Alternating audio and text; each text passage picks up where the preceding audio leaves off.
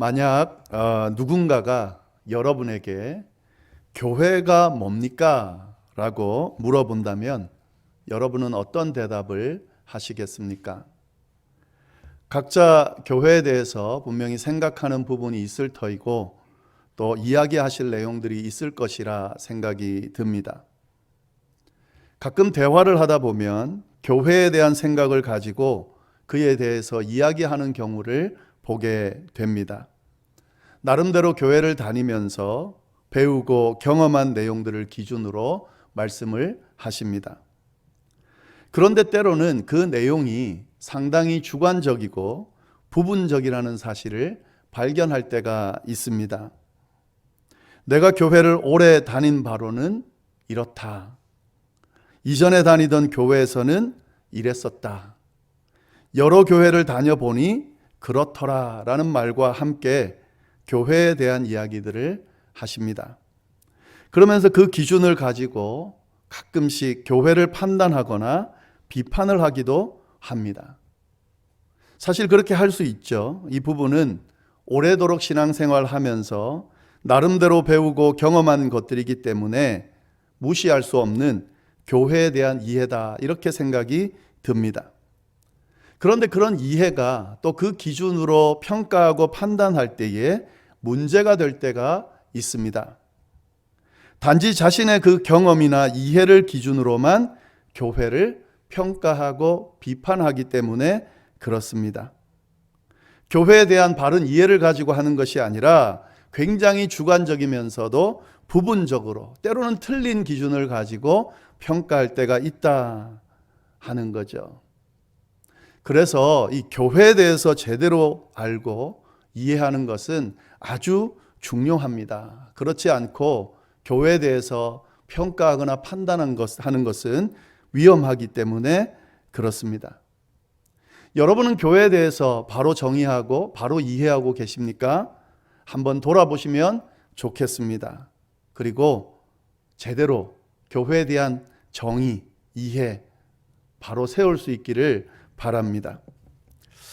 한 가지 생각해 볼 부분이 있는데요. 여러분이 교회에 대해서 판단하고 평가할 때에 좋은 교회냐, 나쁜 교회냐로 구분 짓고 있는 경우가 있는데 그것이 괜찮은지에 대해서 한번 생각해 보면 좋겠습니다. 우리 교회는 좋은 교회다. 어느 교회는 나쁜 교회다.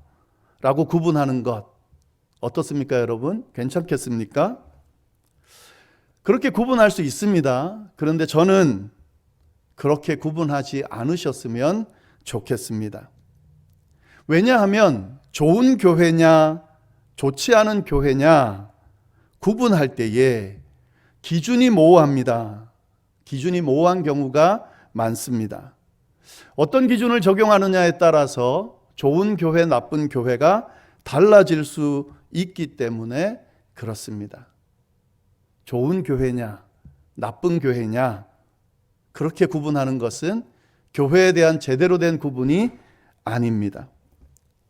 특히 문제가 되는 것은 나쁜 교회라고 했을 때, 그러면 교회가 나쁜 것이다, 이렇게 될 수가 있기 때문에 위험합니다. 여러분, 교회가 나쁩니까? 그렇지 않아요. 교회는 나쁜 것이 아닙니다. 여러분, 나쁜 교회란 거는 없습니다. 그래서 나쁜 교회다 이렇게 말하는 것은 자칫 그런 잘못을 범할 수가 있습니다. 그러면 어떻게 구분하면 좋을까? 구분할 때에 교회다운 교회냐, 교회답지 못한 교회냐, 이렇게 구분하는 것이 좋습니다.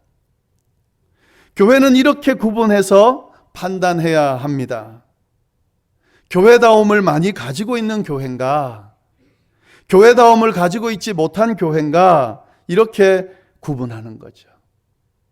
교회라는 모습을 가지고 있지만 교회다운 모습이 전혀 보이지 않는 교회다, 이렇게 판단하면 그 판단은 틀리지 않습니다.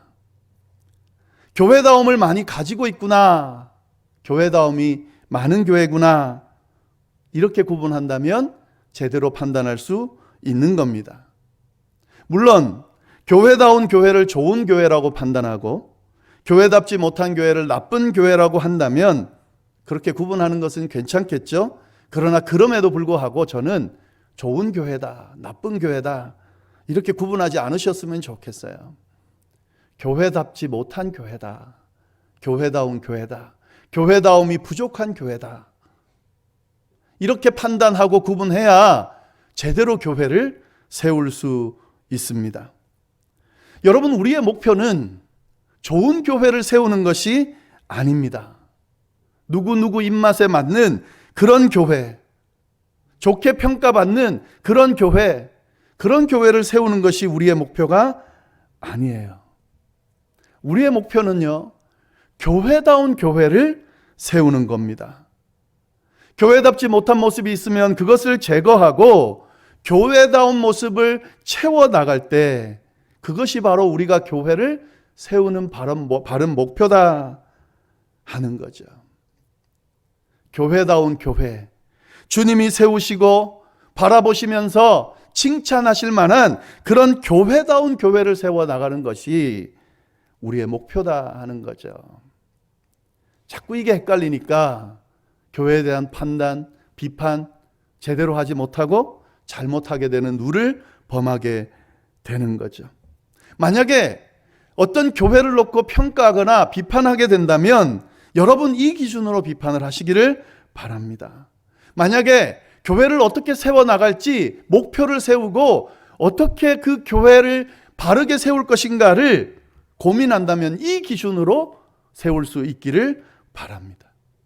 창립 15주년을 보내고 있는 아리조나 열방교회의 목표는 교회다운 교회를 세우는 겁니다. 이 사실을 꼭 기억하시면 좋겠습니다. 교회다운 교회가 되기 위해서 먼저 교회의 기본이 바로 세워져야 된다라는 말씀 2주에 걸쳐서 말씀드렸습니다. 그리고 교회의 가장 중요한 기본은 다름 아닌 예수 그리스도의 터 위에 세워져 있어야 된다라는 말씀을 강조해서 드렸습니다. 여러분, 이건 변하면 안 됩니다. 꼭 기억해야 됩니다. 교회의 기초는 다름 아닌 예수님이십니다. 교회는 예수님으로부터 시작됐고 예수 그리스도의 터 위에 세워졌습니다. 교회의 주인은 예수님이라는 사실을 꼭 기억하셔야 됩니다. 예수님이 그리스도고 살아계신 하나님의 아들이라고 하는 이 신앙 고백 위에 교회가 세워졌다는 사실을 꼭 기억하고 이 부분을 바로 세워야 한다 하는 사실을 꼭 기억하시기를 바랍니다. 만약에 그렇지 않으면 제대로 된 교회로 세울 수 없습니다. 그런데 이 교회에 대한 이해가요, 여기서 끝나면 안 돼요. 성경이 말하는 교회에 대한 내용이 여기서 끝나지가 않습니다. 그 부분을 우리가 주의 깊게 잘 봐야 됩니다. 분명히 교회의 기초는 예수님인데 여기에 우리가 더 주목하고 봐야 될 부분이 있다 하는 거죠. 제가 2주 동안 말씀을 가지고 교회에 대해서 이야기할 때에 교회의 기초가 바로 예수님이다 이렇게 말씀드렸습니다. 예수님이 교회라고 말씀드리지 않았어요. 교회의 기초가 예수님이다 이렇게 말씀을 드렸습니다. 여러분, 교회의 기초가 예수님이면 또 다른 뭔가가 있다는 이야기라는 사실을 잘 주목해 봐야 됩니다. 예수님은 교회의 기초고요. 그러면 그 위에 뭔가 세워져야 되겠죠. 이 부분이 있어요. 이게 헷갈리면 안 된다는 거죠. 저는 오늘 이 이야기를 좀 함께 나누려고 합니다. 교회의 기초가 되는 예수님 위에 도대체 뭘 세워야 그러면 교회가 되는 것인가 하는 거죠. 그 내용을 2주 동안 함께 나누도록 하겠습니다. 오늘 본문을 가지고 2주에 걸쳐서 교회의 기초가 되는 예수님 위에 무엇을 세워가는 것이 바른 교회를 세우는 것인가에 대한 내용을 함께 나누도록 하겠습니다. 오늘 본문 말씀을 보시면 오늘 본문 말씀에도 그 내용이 나옵니다. 예수님은 교회의 모퉁이 돌이 되셨다, 이렇게 이야기하고 있어요. 모퉁이 돌이라는 것은 건물이 세워질 때 기초가 되는 돌이다 하는 의미죠. 예수님은 교회의 기초가 된다는 그런 의미입니다. 그런데 이 내용 안에 모퉁이 돌이 예수님인데 그 위에 교회가 세워졌다, 오늘 본문이 그렇게 표현하고 있습니다. 오늘 본문 말씀을 좀 보시면은요, 너희는 사도들과 선지자들의 터 위에 세우심을 입은 자라. 그리스도 예수께서 친히 모퉁이 돌이 되셨느니라. 그의 안에서 건물마다 서로 연결하여 주 안에서 성전이 되어가고 너희도 성령 안에서 하나님이 거하실 처소가 되기 위하여 그리스도 예수 안에서 함께 지워져 가느니라. 분명히 나오죠. 예수님은 모퉁이 돌이에요. 그리고 그 모퉁이 돌 위에 교회가 세워진다고 표현하고 있습니다. 예수님이 교회가 아니에요. 교회가 세워지는 어떤 것이 필요하다 하는 거죠. 여러분, 예수님께서 내 교회를 세우신다고 말씀하시면서 완성된 교회를 주신 게 아니에요. 그걸 꼭 기억하셔야 돼요. 예수님께서 교회를 친히 세우시고 그리고 십자가에 못 박히신 게 아니에요. 예수님은 내 교회를 세우시겠다고 말씀하셨고, 그리고 그 교회를 세우는 과정을 제자들에게 맡기셨습니다. 그리고 제자들이 교회를 세웠습니다. 여러분, 이 과정을 꼭 기억을 하셔야 됩니다. 그 표현이에요. 예수님께서 모퉁이 돌이 되시고, 그리고 제자들이 그 모퉁이 돌 위에 교회를 세웠다라고 하는 사실을 꼭 기억하시면 좋겠습니다. 그러면 모퉁이 돌인 예수님 위에 뭘 세웠는가? 그 내용을 두 가지 말씀드리려고 그래요. 오늘 말씀드릴 내용이 뭐냐면, 분명히 말씀이 이야기합니다. 사도들과 선지자들의 터 위에 세우심을 입었다. 교회는 모퉁이 돌인 예수님을 기초로 하고 사도들과 선지자들의 터 위에 세워졌다. 사도 바울이 이렇게 지금 이야기하고 있다 하는 거죠. 여러분, 이걸 좀 잘 기억하시면 좋겠어요. 예수님이 교회의 기초야. 그리고 그 위에 사도들과 선지자들의 터가 놓여졌다는 거죠. 그리고 그 위에 교회가 세워졌다 하는 거예요. 이걸 좀 꼭 기억하시면 좋겠어요. 그러면 사도들과 선지자들의 터 위에 세워졌다는 말이 어떤 의미일까? 그 내용을 좀 보도록 하겠습니다. 세 가지로 말씀드릴 수 있는데요.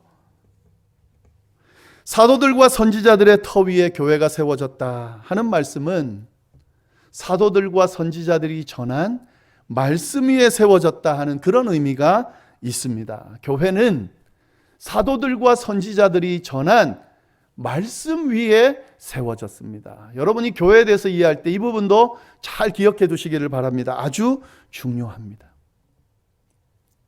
사도들과 선지자들이 누군가? 사도들과 선지자들은 하나님의 말씀을 전하는 자들이죠. 사도, 선지자라는 명칭을 받으려면 하나님의 말씀을 전하는 자라는 그 의미가 있어야 돼요. 그러니까 사도들과 선지자들의 터란 말은 결국 그들이 전한 말씀이라는 의미가 되는 거죠. 사도들과 선지자들은 하나님의 말씀을 선포했습니다. 그 말씀 위에 교회가 세워졌다 하는 거죠. 사도들과 선지자들이 전한 말씀이 뭘까요? 좁게 생각하면 예수님에 대해 전한 말씀이죠. 선지자들이, 구약 선지자들이 어떤 말씀을 선포했습니까? 메시아가 오실 거라는 거죠. 이스라엘을 구원할, 인류를 구원할 메시아가 오실 거라는 그 예언을 했거든요. 사도들은 또 어떤 말씀을 전했습니까? 그 말씀이, 그 예언의 말씀이 이루어졌다는 거죠. 메시아가 왔다는 거죠.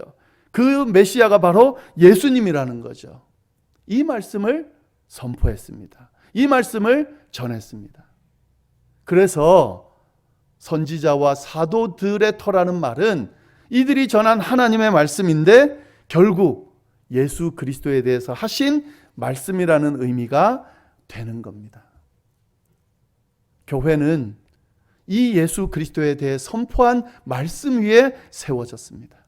교회는 이 예수 그리스도를 나의 구주라고 고백하는 이 전해진 말씀을 아멘으로 받아들이는 사람들의 고백 위에 세워졌습니다. 여러분 이걸 좀 꼭 기억하시면 좋겠어요. 더 넓은 의미로 보면은요, 이들이 전한 하나님의 말씀은 성경 전체를 이야기합니다. 선지자들이 전한 말씀이 뭡니까? 구약 성경이죠. 사도들이 전한 말씀이 뭡니까? 신약 성경이죠. 그러니까 신구약 성경 위에 하나님의 말씀이 교회가 세워졌다 하는 그런 의미가 되는 거죠. 교회에 대해서 판단하고 또 평가할 때에 이 교회는 하나님의 말씀 위에 세워져 있나 이걸 보셔야 돼요. 하나님의 말씀이 제대로 선포되고 있나, 하나님의 말씀을 성도들이 사모하고 있나, 하나님의 말씀을 하나님의 말씀으로 받고 이 말씀 안에서 살아가려고 몸부림치는 성도들로 구성되어 있나. 여러분 이 기준 위에, 이 기준을 가지고 하나님다운 교회다운 교회인가, 하나님이 세우신 교회인가를 판단할 수 있어야 한다는 거죠. 아무리 많은 사람이 모이고 교회 구성원들이 아무리 즐겁고 유쾌하게 모여서 신앙생활을 하고 있어도 거기에 하나님의 말씀이 선포되지 않고 하나님에 대한 말씀에 관심이 없고 하나님의 말씀을 함께 나누는 것이 기쁨이 아닌 그런 공동체, 그런 모임이라면 그건 교회다운 교회가 아니죠. 교회답지 못한 교회가 참 많이 있는 것 같아요. 하나님의 말씀 위에 세워진 교회가 바로 예수님께서 세우신 교회다 하는 거죠. 성경이 아닌 다른 것 전하는 그 교회, 여러분 그 교회 아닙니다. 성경에서 이야기하지 않는 내용들을 가지고 막 그것이 내 마음을 감동시킨다고 막 사람들을 혹한다고 그래서 야, 이 교회는 좋은 교회다. 여러분 성경에 나오지 않는 내용 가르치는 교회는요, 교회가 아니에요. 그건 아예 교회가 아닙니다.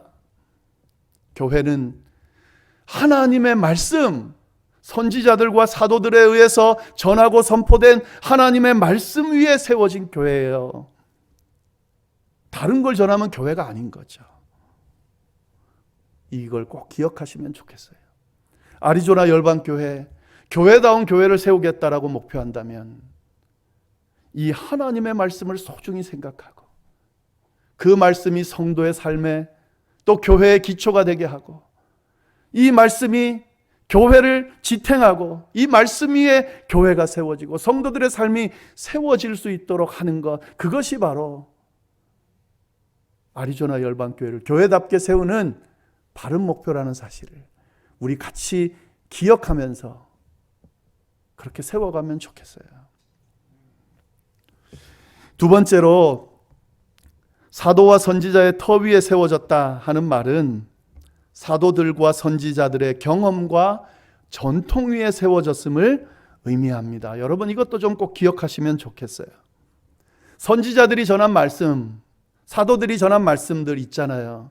근데 여러분 그 말씀이 단순한 지식이 아니에요. 사도들과 선지자들이 전한 그 말씀은요, 선포한 그 말씀은요, 그들이 아멘 한 말씀이에요. 아멘. 이 말씀이 진짜입니다. 살아있습니다. 이 말씀이 나를 변화시켰습니다. 내 인생을 바꿔놨습니다. 이 말씀은 진짜입니다. 이 말씀에서 이야기한 인류를 구원하러 하나님이 메시아를 보내겠다고 하신 그 말씀이 진짜였습니다. 진짜 하나님은 그 약속을 지켰습니다. 그 하나님께서 이 세상에 오셔서 죄악으로 가득 찬 우리의 인생을 돌아보시고 그 죄를 해결해 주시고 구원하여 주셨습니다. 내 인생을 바꿔주셨습니다. 내 인생이 바뀌었습니다. 라는 것을, 그것이 단순한 지식이 아니라 진짜라는 것을 경험한 사람들이 한 고백이 바로 선지자와 사도들의 고백이에요. 그들이 전한 말씀이에요. 이 경험 위에, 고백 위에 교회가 세워졌다는 거예요. 어디서 갑자기 생긴 게 아니에요, 여러분. 갑자기 만들어진 게 아니에요. 아, 교회는 이러면 좋겠다라고 해서 갑자기 중간에 그 아이디어를 내가지고 교회를 세운 게 아닙니다. 그래서 교회 안에 어떤 것들을 할 때에 막 집어넣거나 막 뺄 수 없는 것이 그래서 그래요. 좋은 게 있다고 막 집어넣고 안 좋은 게 있다고 막 빼고 그럴 수 없는 이유가 여기에 있습니다.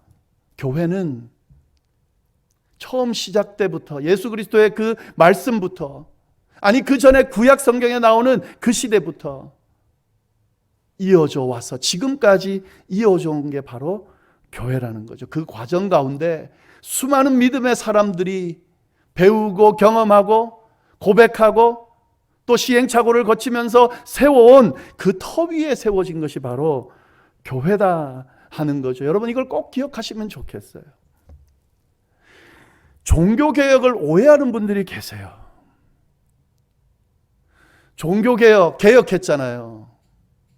그래서 교회는 늘 개혁하는 교회다라는 이야기들을 하는데, 교역자들이 그걸 오해하는 사람들이 있습니다. 여러분, 종교개혁은 기존의 모든 것들을 다 부인하고 모든 걸 바꾼 게 아니에요. 마틴 루터가 종교개혁을 시작할 때에 그가 95개의 반박문을 발표하면서 시작했는데, 여러분 95개의 반박문을 발표한 거예요. 교회답지 못한 교회의 모습을 가지고 있는 95개의 반박문을 이야기한 것이지, 기존에 있는 캐톨릭 교회, 그 교회를 다 부정하고 다 틀렸다고 말한 게 아니라고요. 이걸 잘못 오해하는 분들이 있어요. 그러면서 교회를 개혁한답시고 기존에 좋았던 걸 모두 다 부인해버리는 사람이 있어요. 갑자기 직통으로 하나님께 음성을 받았다는 거예요. 은혜를 받았다는 거예요. 예언을 받았다는 거예요. 그리고 기존에 있는 모든 걸 다 무시하고 자기가 받은 게 진짜라고 하면서 그렇게 교회랍시고 세워가는 사람들이 많이 있어요, 여러분. 성경은 분명히 그게 교회가 아니라고 이야기하고 있습니다. 교회는 예수 그리스도를 모퉁이 돌로 하고 사도와 선지자들의 터 위에 세워졌습니다. 여러분, 이걸 꼭 기억하면 좋겠어요. 그래서 그들이 고백했던 전통과 경험을 무시하면 안 되는 거예요. 이건 꼭 교회뿐만 아니라 그냥 일반 가정이나 모임도 마찬가지예요, 여러분. 우리 가정이 있잖아요. 그 가정에 쭉 전통들이 있습니다. 그게 틀렸던 옳든 간에 여러분, 그거 자체를 부정해버리면 어떤 일이 생기냐면 내 존재 자체가 없어지는 거예요. 그러면 안 되잖아요. 부모님 뭐 잘못하신다고 해서, 위에 어른들, 나이 드신 분들이 뭐 잘못하고 있다고 해서 그들이 해왔던, 지켜왔던 모든 걸 다 부정해버리면 지금 나는 없는 거죠. 그럼 나도 부정하면 내 후손도 없는 게 되는 건데 말이 안 되는 거잖아요. 여러분, 교회도 마찬가지입니다. 수도 없이 많은 시간 동안 그 신앙을 지키기 위해 몸부림치면서 틀린 게 있었죠. 잘못된 게 있었죠. 고치면서 또 고치는 아픔을 겪으면서 그렇게 전하고 오늘까지 온 거예요. 이것이 바로 교회, 사도와 선지자들의 터 위에 세워진 교회라는 의미를 좀 기억하시면 좋겠습니다. 이런 이해는요, 어떤 또 신앙을 주냐면요, 우리가 믿음 생활 하다 보면 다 믿지 못하잖아요. 다 그렇게 제대로 된 믿음 가지고 고백하지 못하잖아요. 때로는 너무 힘들고 어려운 일을 겪다 보면 하나님 진짜 살아계신가? 이런 의심이 들 때도 있잖아요. 정말 내가 믿는 믿음이 진짠가? 이런 생각이 들 때가 있잖아요. 여러분, 그럴 때 어떻게 그 믿음을 지키세요? 저는 못 믿지만, 저는 이해가 안 되지만, 지금은 흔들리지만 내 믿음의 선배들이 그 상황에서 끝까지 믿음을 지키고, 그래서 결국 하나님이 살아계시는구나, 하나님이 그들의 기도를 들으시는구나, 기도에 응답하시는구나 했던 그 믿음의 전통들, 그들의 고백을 보면서 견뎌요. 나에게도 똑같이 그렇게 일어날 것이라고 믿으면서요. 여러분, 이것이 전통 안에서 믿음을 가지는 그런 신앙인의 모습입니다. 저는 모태신앙은 아니에요. 제가 어릴 때 부모님이 교회 가시면서 저도 같이 갔어요. 그러나 저희 부모님의 믿음이 있다 보니까 그 부모님의 믿음으로 제 믿음을 지킬 때가 많습니다. 왜냐하면 제가 이해하고 받아들이고 넘어설 수 없는 상황들에 맞닥뜨릴 때가 많거든요. 여러분, 그때는 부모님의 믿음, 신앙을 볼 수밖에 없어요. 그때 우리 부모님은 이 상황에서 그래도 포기하지 않고 하나님 앞에 나가더라. 하나님과 씨름하더라. 그래서 결국에는 하나님의 뜻을, 음성을 받아들더라. 나도 지금 비록 그러지 못하지만 그래야겠다. 지켜야겠다. 여러분, 이 신앙이 우리 자녀들에게 필요해요. 이런 모습, 이런 전통이 우리 후손들에게 필요하다고요. 여러분, 지금 믿음을 많이들 잃어버리고 있잖아요. 젊은이들이 교회를 나오지 않고 떠나고 있어요. 교회가 지금 노령화되고 있습니다. 우리 한국 교회도 그러고 있습니다. 여러분, 근데 그게 문제가 아니에요. 저는 교회에 그 사람들이 떠나는 게 문제가 아니고, 정말 진짜 문제는 그들이 교회를 떠나고 믿음이 흔들릴 때 그 믿음을 지킬 만한 신앙의 정통이 없다는 게 문제예요. 저는. 여러분, 그 신앙의 전통을 지금 보여주실 수 있으세요? 그들이 힘들고 어려울 때, 신앙이 흔들릴 때, 아니 신앙이 아예 없을 때 나도 신앙을 좀 가져야 되겠다라고 생각할 때 우리 부모님 봐서 그의 믿음 때문에 나도 좀 믿어야지, 흔들리지 말아야지, 이겨야지. 여러분, 이런 기준이 되시냐고요. 저는 그게 점점 사라지고 있어서 문제가 되는 것 같아요. 이게 지금 한국교회를 포함해서 전 교회의 문제입니다, 여러분.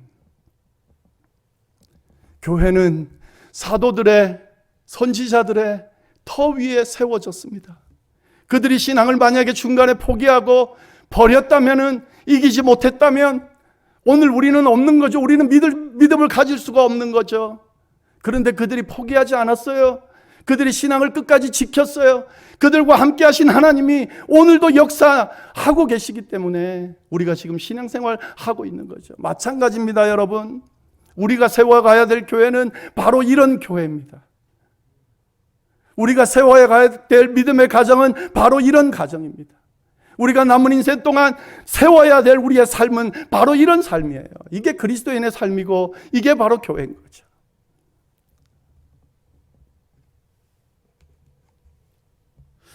전통과 신앙의 유산을 무시하면서 자꾸 그걸 별거 아닌 것처럼 이야기하는 분위기인데 너무 안타까워요. 저는 여기 계신 오래도록 신앙을 지켜온 어르신들 귀하다고 생각해요. 이 세상이 다 교회가 어른들만, 나이 든 분들만 있다. 나이 든 분들이 있어서 희망이 있어요. 저는 도리어 끝까지 그 자리를 지키세요. 흔들리지 마세요. 잘하셨어요. 지금까지 잘해오셨어요. 믿음 지키느라 이 힘든 과정에서도 잘하셨어요. 끝까지 지키셨으면 좋겠어요. 얼마나 힘들었어요. 코로나 이 힘든 거 이상으로 힘들 때가 있으셨잖아요. 그래도 신앙 안 버리셨잖아요. 끝까지 지키셔서 다음 후손들이 여러분들 때문에 내가 신앙을 버릴 수가 없다고, 부정할 수가 없다고 그렇게 할 수 있도록 믿음을 끝까지 지킬 수 있기를 바랍니다. 마지막으로 사도들과 선지자들의 터 위에 세워졌다는 말은 그들의 수고와 헌신 때문이다. 그 위에 세워졌다 하는 거예요.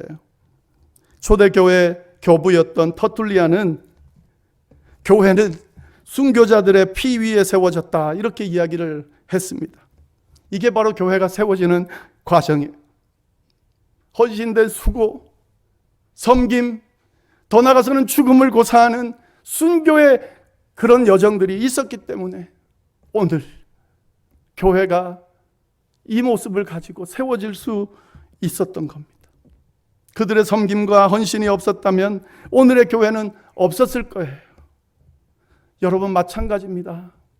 하나님의 교회를 온전히 세워간다는 것은 바로 이겁니다. 우리의 헌신과 섬김, 포기하지 않는 열정과 어떤 상황에도 넘어지지 않는 믿음을 붙드는 그 모습으로 인해 우리의 교회는 아름답게 세워지고 후손들에게 이어져 갈 거예요. 아리조나 열방교회 부족하죠? 지금 모습 보고 우리가 교회다운 모습이 뭐냐고 했을 때 내세울 게 뭐가 있어요? 없죠? 그런데 여러분, 우리가 그렇게 해보자고요. 세워가 보자고요. 교회다운 교회의 모습을 세워 나가도록 노력하면 주님이 그 모습을 긍휼히 보시고 그렇게 세워갈 겁니다. 그리고 그 안에서 우리의 믿음이 이어지고 또 흘려보내고 아름다운 이 흐름이 우리 교회 안에 넘칠 것이라 저는 확신합니다. 다 같이 기도하겠습니다.